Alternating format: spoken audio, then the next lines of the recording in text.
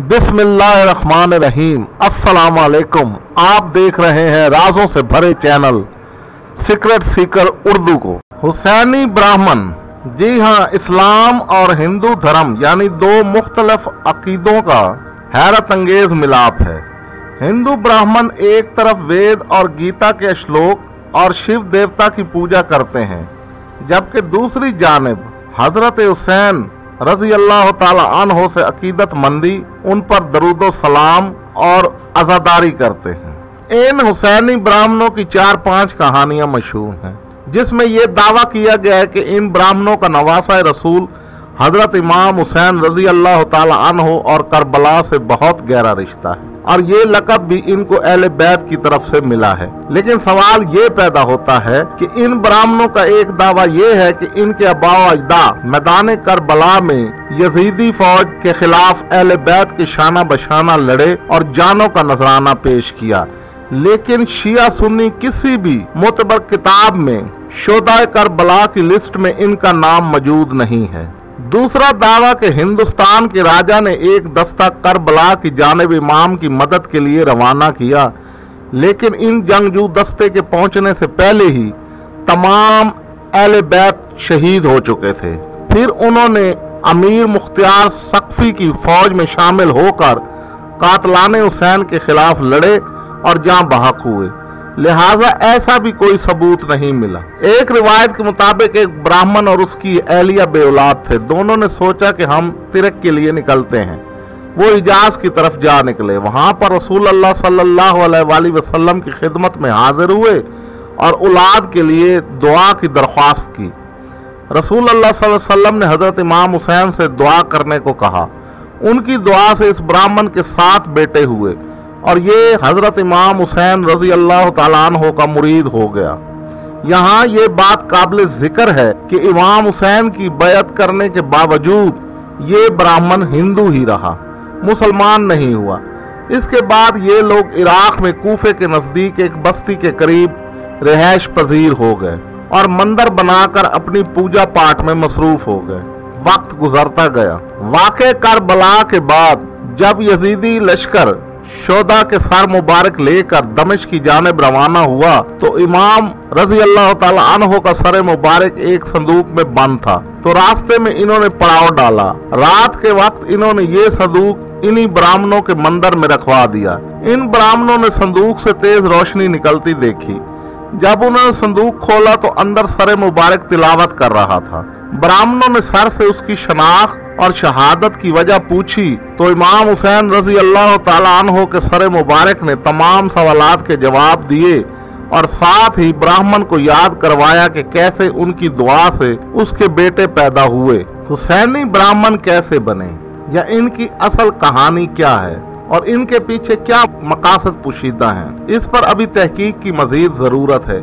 लेकिन फिलहाल जितनी रिसर्च हुई है, इसके मुताबिक इनकी कहानी को किसी हद तक समझना आसान हो जाता है। दरअसल वाक़े करबला की असल बयान करना इसलिए भी दुश्वार है कि जो अफराद वाक़े करबला के जिंदा बच गए थे, उन्होंने अपनी पूरी जिंदगी कभी भी इस साने की तफसीलात को बयान नहीं किया। बाद में कुछ मुनाफिकीन और मुशरिकीन ने इस वाक़े को बढ़ा चढ़ा कर पेश किया और ऐसे ऐसे अफसाने मशहूर किए कि अगर कोई भी सबाई साजिश को सामने रखते हुए सरसरी निगाह से मुतालिया करे तो यकीन करें कि झूठ का सारा पोल खुलकर सामने आ जाएगा। हिंदुस्तान और अरब के दरमियान कदीम ज़माने से तिजारती और मजहबी ताल्लुकात चले आते हैं।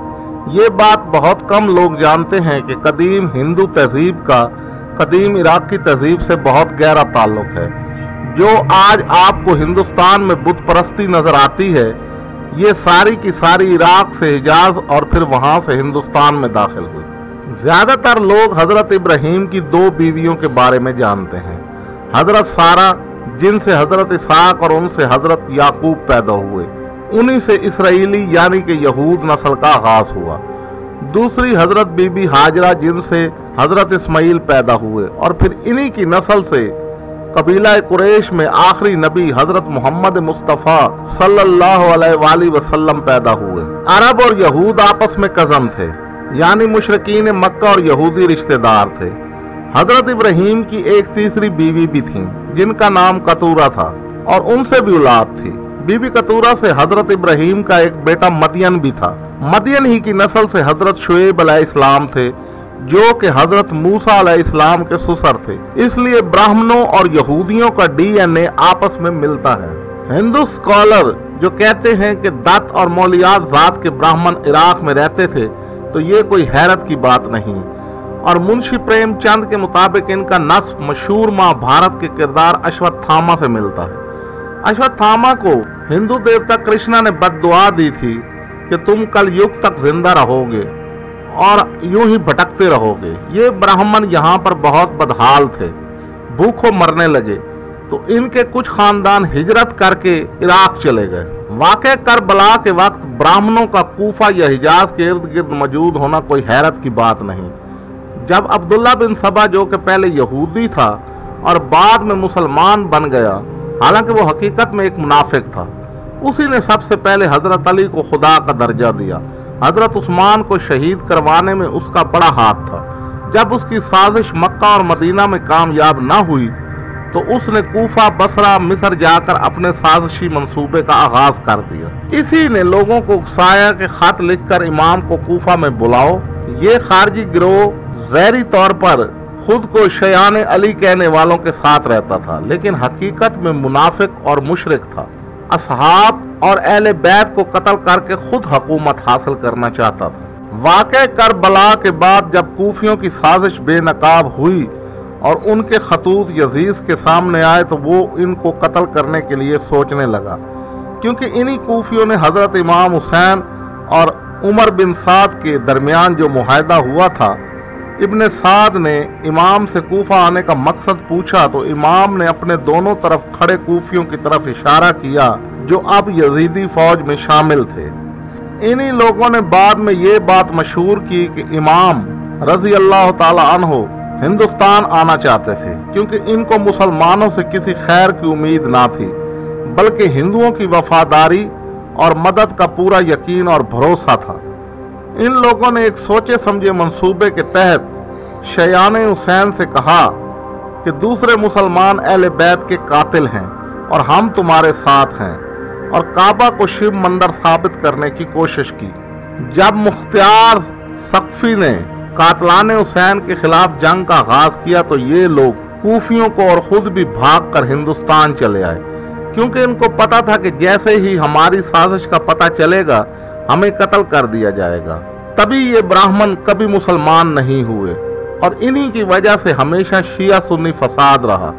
हिंदुस्तान से मुसलमानों की हुकूमतों को ख़त्म करने के लिए इन्होंने शिया को दूसरे मुसलमानों के खिलाफ उकसाया और शियों ने गरदारी करके मुस्लिम हुक्मरानों को कत्ल करवाया, जिसकी रोशन मिसाल मीर सादिक और मीर जाफर हैं। और आज इसी बहरूप का सहारा लेकर हिंदुस्तान हमेशा पाकिस्तान में ईरान, अफगानिस्तान और बलोचिस्तान के रास्ते दहशतगर्दी और जासूसी करता है, जिसका एक सबूत कलभूषण यादव है जो कि ईरान के रास्ते पाकिस्तान में जासूसी करता था। मैं शिया सुन्नी दोनों से अपील करूंगा कि खुदारा होश के नाखन लो और दोस्त और दुश्मन की पहचान पैदा करो। ऐसे ही यहूदो हनूद के गिरोह हैं जो हमारे पास आते हैं तो दोस्त बनकर दरअसल हमारे दरमियान तफरका डालते हैं। हालांकि शिया सुन्नी दोनों ही अहले बैत से मोहब्बत और अकीदत रखते हैं, तो फिर लड़ाई कैसी। ऐसे ग्रुप के बारे में सूरत अल बकरा आयात 14 में अरशाद बारी ताला है, और जब ईमान वालों से मिलते हैं तो कहते हैं कि हम भी ईमान वाले हैं, और जब अपने बड़ों के पास जाते हैं तो कहते हैं हम तो तुम्हारे साथ हैं, हम तो सिर्फ उनसे मजाक करते हैं। नाजरीन, ये थी हमारी आज की वीडियो। अगर आपको ये वीडियो पसंद आई हो तो इसे लाइक करें, शेयर करें और कमेंट्स बॉक्स में अपनी कीमती आरा से ज़रूर हमें आगाह करें। शुक्रिया।